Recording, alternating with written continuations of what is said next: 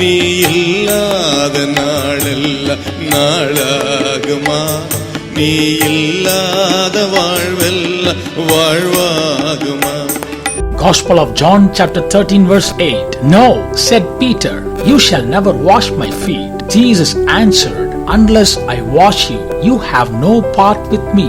During the Last Supper, Lord Jesus Christ removed his outer clothing, wrapped a towel around his waist, poured water into a basin, and began to wash his disciples' feet, drying them with the towel that was wrapped around him. Simon Peter was watching this incident. When Jesus came near Peter to wash his feet, Simon Peter says, you shall never wash my feet. Peter said that because he sees Jesus as Messiah. He believes that Jesus is the King. He believes there is kingdom for Jesus.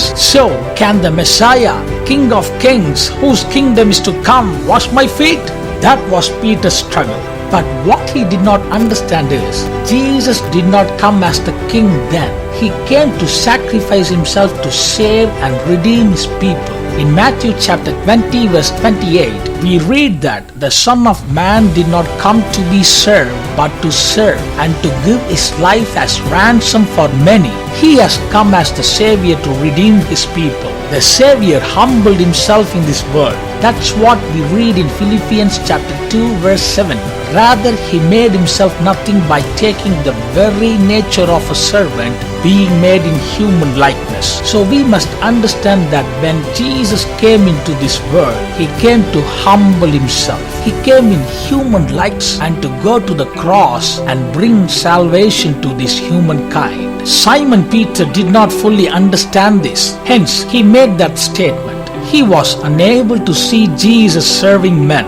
From Jesus' perspective, he wanted to demonstrate something to Peter and everyone there. If one does not come to Jesus and have their sins washed away, they cannot walk with Jesus. In our walk with Jesus, if sin and wickedness persist, it will be a big obstacle in that path. That obstacle must be removed. So Jesus washed the disciples' feet as a symbol signifying this truth. He did it so that everyone realizes and be mindful of it.